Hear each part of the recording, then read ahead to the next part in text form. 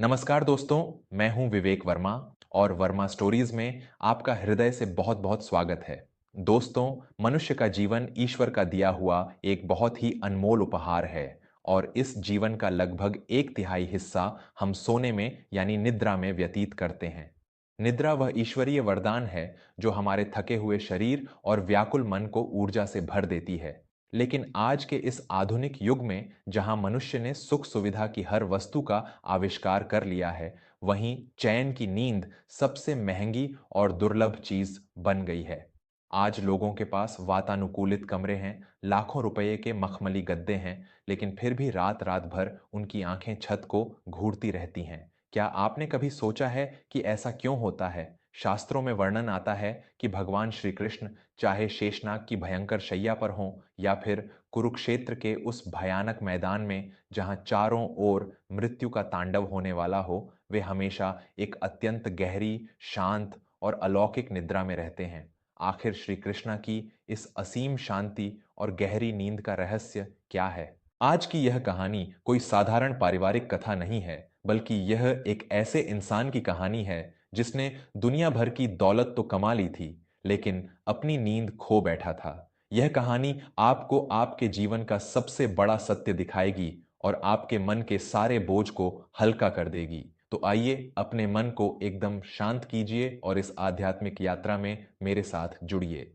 यह कहानी है मध्य प्रदेश के एक बहुत ही प्रतिष्ठित और बड़े ठेकेदार दीनानाथ जी की। दीनानाथ जी शहर के सबसे रसूखदार लोगों में गिने जाते थे। उनका एक बहुत ही आलीशान बंगला था जिसमें सुख सुविधाओं की कोई कमी नहीं थी। घर में नौकर चाकरों की फौज थी। उनकी पत्नी का नाम गायत्री देवी था, जो स्वभाव से बहुत ही धर्मपरायण और शांत स्त्री थीं। बाहर से देखने वाले हर इंसान को दीनानाथ जी का जीवन किसी राजा महाराजा से कम नहीं लगता था। लोग उनकी सफलता की मिसालें देते थे, लेकिन इस चमक दमक के पीछे एक बहुत ही गहरा और भयानक अंधकार छिपा था। दीनानाथ जी पिछले 10 वर्षों से एक भयंकर रोग से पीड़ित थे, नींद न आने का रोग। उनके जीवन से स्वाभाविक निद्रा जैसे पूरी तरह से गायब हो चुकी। रात होते ही जब पूरा शहर गहरी नींद में सो जाता, तब दीनानाथ जी की बेचैनी शुरू हो जाती।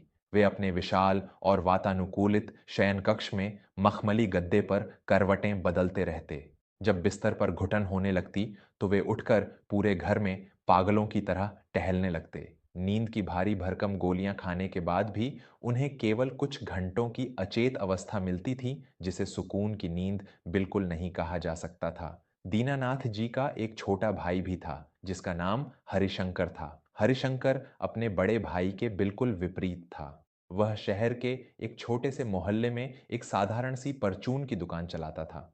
उसका घर बहुत ही छोटा था और वह एक साधारण सी चारपाई पर सोता था। लेकिन जैसे ही हरिशंकर रात को अपनी उस खुरदरी चारपाई पर पीठ टिकाता, उसे कुछ ही पलों में एक बहुत ही गहरी और मीठी नींद आ जाती। उसके चेहरे पर हमेशा एक संतुष्टि की चमक रहती थी। दरअसल 10 वर्ष पूर्व दीनानाथ जी और हरिशंकर के पिता का स्वर्गवास हो गया था। उनके पिता शहर के बीचों बीच एक बहुत ही कीमती जमीन छोड़ गए थे। दीनानाथ जी के मन में उस जमीन को देखकर लोभ आ गया था।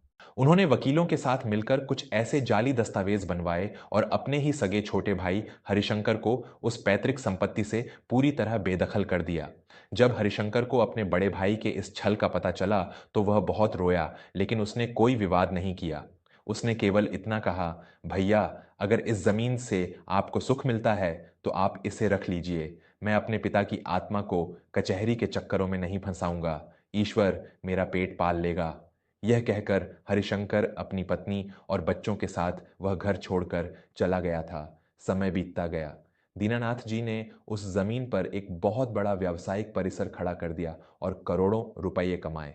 लेकिन जिस दिन से उन्होंने हरिशंकर को घर से निकाला था, उसी दिन से उनकी रातों की नींद उड़ गई थी।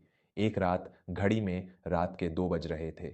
दीनानाथ जी पसीने से लथपथ अपने कमरे में बेचैनी से टहल रहे थे। उनकी आंखें लाल हो चुकी थीं और सिर दर्द से फटा जा रहा था। गायत्री देवी की आंख खुली तो उन्होंने एक गिलास पानी लाकर दीनानाथ जी को दिया। गायत्री देवी ने रुंधे हुए गले से कहा, आप फिर से जाग रहे हैं? डॉक्टरों ने स्पष्ट कहा है कि अगर आप इसी तरह बिना सोए रहे तो आपका हृदय काम करना बंद कर देगा। मैं आपके हाथ जोड़ती हूं। आखिर किस बात की चिंता आपको अंदर ही अंदर दीमक की तरह खा रही है? हमारे पास किस चीज की कमी है? दीनानाथ जी ने झल्लाते हुए पानी का गिलास मेज पर पटक दिया और चिल्लाए, मुझे कोई चिंता नहीं है गायत्री। मेरे पास शहर की सबसे बेशकीमती जमीनें हैं, बैंक में करोड़ों रुपए हैं, मेरी किसी से कोई दुश्मनी भी नहीं है। बस यह कमबख्त नींद मेरी आंखों से रूठ गई है। मुझे लगता है कि यह लाखों का मखमली गद्दा मुझे कांटों की तरह चुभता है। मुझे कुछ समझ नहीं आ रहा है कि मेरे शरीर को क्या हो गया है। गायत्री देवी समझ गई थी कि यह कोई शारीरिक बीमारी नहीं, बल्कि मन का कोई गहरा घाव है। अगले दिन सुबह सुबह गायत्री देवी ने दीनानाथ जी से जिद की और उन्हें नर्मदा नदी के पावन तट पर स्थित एक प्राचीन आश्रम में ले गईं। यह आश्रम परम ज्ञानी और भगवत गीता के मर्मज्ञ स्वामी विमलानंद जी महाराज का था। आश्रम का वातावरण अत्यंत दिव्य और शांत था। वहां के कण कण में एक अलौकिक पवित्रता थी। स्वामी विमलानंद जी एक विशाल वट वृक्ष के नीचे ध्यान मुद्रा में विराजमान थे। उनके मुखमंडल पर एक ऐसा तेज और शांति थी जिसे देखकर ही किसी भी अशांत मन को ठहराव मिल जाए। दीनानाथ और गायत्री ने जाकर स्वामी जी के चरणों में प्रणाम किया।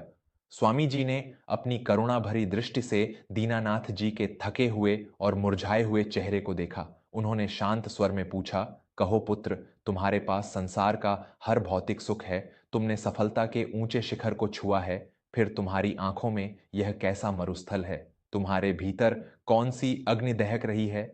दीनानाथ जी से अब अपना दुख नहीं छिपाया गया। वे फूट फूट कर रोने लगे। उन्होंने हाथ जोड़कर कहा, हे गुरुदेव, मैंने दुनिया की हर सुख सुविधा खरीद ली है। मेरे पास इतना धन है कि मेरी 7 पीढ़ियां बैठकर खा सकती हैं। लेकिन महाराज, मैं पिछले 10 सालों से एक रात भी चैन से नहीं सोया हूं। नींद की गोलियां मेरे शरीर को खोखला कर रही हैं। मेरे पास सब कुछ है, फिर भी मेरा मन एक पल के लिए भी शांत नहीं रहता। मैं इस नर्क से बाहर निकलना चाहता हूं महाराज, मुझे शांति चाहिए। स्वामी विमलानंद जी मुस्कुराए। उनकी मुस्कान में असीम ज्ञान और दया थी। उन्होंने कहा, पुत्र दीनानाथ, धन से तुम दुनिया का सबसे मुलायम बिस्तर, सबसे सुंदर शयन कक्ष और सबसे अच्छी दवाइयां तो खरीद सकते हो, लेकिन नींद नहीं खरीद सकते।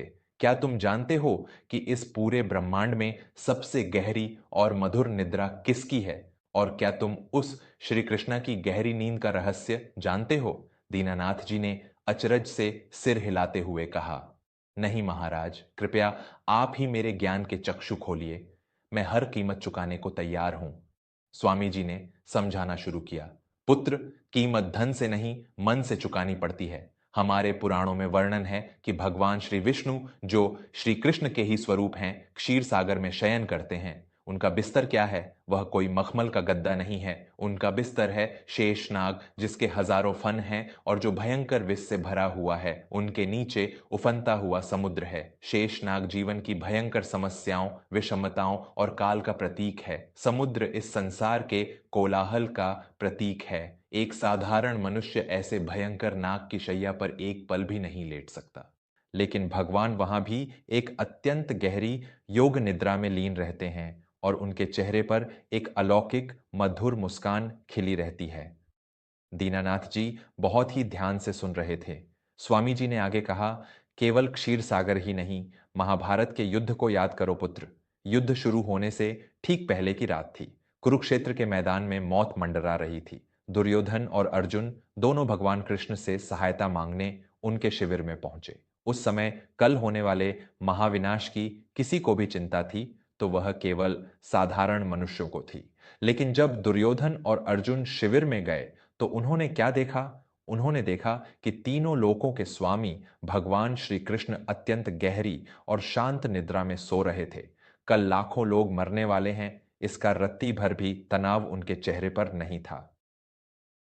दीनानाथ जी ने उत्सुकता से पूछा, लेकिन गुरुदेव, भगवान ऐसा कैसे कर सकते हैं? इतनी भयंकर परिस्थितियों के बीच कोई इतनी गहरी नींद कैसे सो सकता है? इसका रहस्य क्या है? स्वामी विमलानंद जी की आंखें गंभीर हो गईं।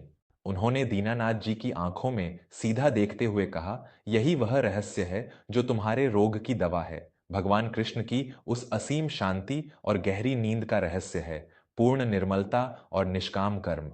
पुत्र, कृष्ण का मन पूरी तरह से निर्मल है। उनके भीतर न तो भविष्य को लेकर कोई भय है, न ही अतीत को लेकर कोई पश्चाताप।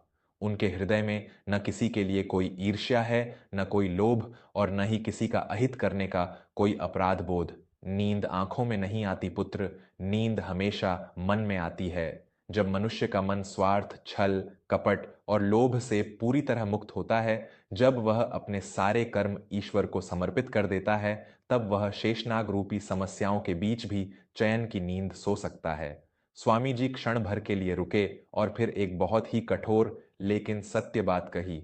दीनानाथ, तुम्हारे घर का गद्दा मखमल का जरूर है, लेकिन तुम्हारा मन जिस शैया पर सो रहा है, वह तुम्हारे अपने ही पापों, छल और अपराध बोध के कांटों से बनी है। तुमने धन के लोभ में अंधे होकर अपने ही सगे भाई का हक मारा है। तुम्हारे उस महल की नींव तुम्हारे भाई हरिशंकर के आंसुओं और उसकी आह पर टिकी है।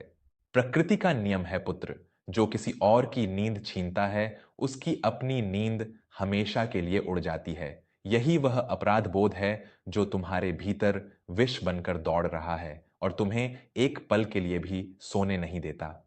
यह सुनते ही दीनानाथ जी के पैरों तले जमीन खिसक गई। उनके 10 साल पुराने घाव छिल गए। वे स्वामी जी के चरणों में गिरकर बच्चों की तरह बिलख बिलख कर रोने लगे। उनका सारा अहंकार आंसुओं में बह गया। दीनानाथ जी ने रोते हुए कहा, आप सत्य कह रहे हैं महाराज। मैं दुनिया का सबसे नीच इंसान हूं। मैंने दौलत की भूख में अपने ही खून को धोखा दिया। मेरा भाई मुझे भगवान की तरह मानता था और मैंने उसे सड़क पर ला खड़ा किया। मैं अंदर ही अंदर जल रहा हूं महाराज। मुझे इस नरक से निकालिए। मैं क्या करूं? स्वामी जी ने उनके सिर पर हाथ फेरते हुए करुणा से कहा, पुत्र, जब मनुष्य अपने पाप को स्वीकार कर लेता है, तो उसकी शुद्धि का मार्ग वहीं से खुल जाता है। श्री कृष्ण की तरह निर्मल बनो। तुम्हारा प्रायश्चित इसी में है कि जो तुम्हारा नहीं है उसे तुरंत लौटा दो। जाओ, अपने भाई के पास जाओ, उससे क्षमा मांगो और उसका अधिकार, उसे ससम्मान वापस करो। जब तुम्हारे मन से यह पाप का बोध मिट जाएगा, तो तुम्हें किसी दवा की आवश्यकता नहीं पड़ेगी। उसी शाम दीनानाथ जी बिना किसी नौकर या गाड़ी के पैदल ही शहर के उस छोटे से मोहल्ले में पहुंचे जहां हरिशंकर रहता था। रात घिर आई थी। हरिशंकर अपनी दुकान बंद करके घर के बाहर उसी पुरानी खुरदरी चारपाई पर लेटा हुआ था। उसकी आंखें बंद थीं और वह गहरी नींद में था। दीनानाथ जी धीरे से उसके पास गए। अपने छोटे भाई के उस शांत और संतुष्ट चेहरे को देखकर दीनानाथ जी की आंखें फिर से भर आईं। उन्होंने आगे बढ़कर हरिशंकर के पैर पकड़ ली। हरिशंकर की नींद खुली। अपने बड़े भाई को अपने पैरों में इस तरह रोता देख वह घबरा कर उठ बैठा। दीनानाथ जी ने रोते हुए कहा, मुझे क्षमा कर दे मेरे भाई। मैं तेरा बड़ा भाई कहलाने के लायक नहीं हूं। मैंने दौलत के नशे में तेरा घर उजाड़ा, तेरा हक छीना। यह देख, मैं तेरे हिस्से की जमीन और व्यापार के कागजात तेरे नाम कर लाया हूं। मुझे मेरी दौलत नहीं चाहिए मेरे भाई। मुझे मेरा वह छोटा भाई वापस दे दे। मुझे बस अपनी नींद वापस चाहिए। हरिशंकर का हृदय बहुत विशाल था। उसने तुरंत कागजात एक तरफ फेंक दिए और अपने बड़े भाई को कसकर गले लगा लिया। उसकी आंखों से भी आंसू बहने लगे। उसने कहा, भैया, आप यह क्या कर रहे हैं? मैंने तो आपको उसी दिन माफ कर दिया था। मुझे कभी भी संपत्ति नहीं चाहिए थी। मुझे तो बस आपका प्रेम और आपका आशीर्वाद चाहिए था।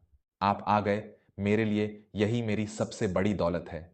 उस रात दोनों भाइयों ने सालों बाद एक साथ बैठकर साधारण सा भोजन किया। दीनानाथ जी ने उस रात अपनी कोई भी नींद की गोली नहीं खाई। जब वे घर वापस लौटे और अपने बिस्तर पर लेटे, तो उनका मन एकदम खाली और निर्मल था। उनके सीने से 10 साल पुराना पत्थरों का पहाड़ उतर चुका था। बिस्तर पर लेटते ही बिना करवटें बदले उन्हें एक ऐसी असीम, गहरी और शांत नींद आ गई, जैसे कोई छोटा सा नवजात शिशु अपनी मां की गोद में सोता है। दोस्तों, यह कहानी हमें एक बहुत ही गहरा और जीवन बदल देने वाला संदेश देती है। आज हम सभी सफलता की अंधी दौड़ में भाग रहे हैं। हम पैसा कमाने के लिए, अपना रुतबा बढ़ाने के लिए अक्सर दूसरों का हक मार लेते हैं, अपनों को धोखा दे देते हैं या छल कपट का सहारा लेते हैं।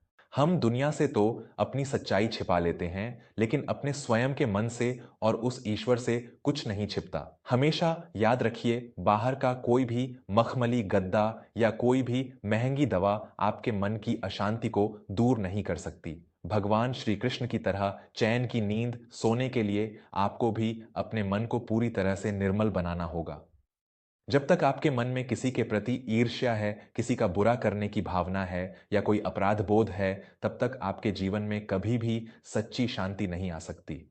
इसीलिए अगर आपने अनजाने में भी किसी का दिल दुखाया है, तो उससे माफी मांग लीजिए। जो आपका नहीं है, उसका मोह छोड़ दीजिए। रात को जब सोने जाएं, तो अपने सारे कर्म और विचार उस परमपिता परमात्मा के चरणों में समर्पित कर दें। जब मन साफ होगा, तो नींद भी गहरी होगी और यह जीवन भी सुंदर होगा। अगर आपको आज की यह कृष्णा वाणी और यह कहानी पसंद आई हो और इसने आपके मन को छुआ हो, तो इस वीडियो को अपने परिवार, अपने दोस्तों और उन सभी लोगों के साथ जरूर शेयर करें जिन्हें आप हमेशा खुश और शांत देखना चाहते हैं। आपके एक शेयर से शायद किसी को उसके जीवन की सबसे बड़ी सीख मिल जाए। आपको यह कहानी कैसी लगी? मुझे कमेंट्स में अपने विचार जरूर बताइएगा। और हाँ, ऐसी ही भावुक, आध्यात्मिक और जीवन को दिशा देने वाली कहानियों के लिए वर्मा स्टोरीज को सब्सक्राइब करना बिल्कुल मत भूलिएगा। मैं विवेक वर्मा आपसे अनुमति लेता हूं। अपने मन को निर्मल रखें, खुश रहें और अपनों का ख्याल रखें। धन्यवाद और प्रेम से कहिए जय श्री कृष्णा।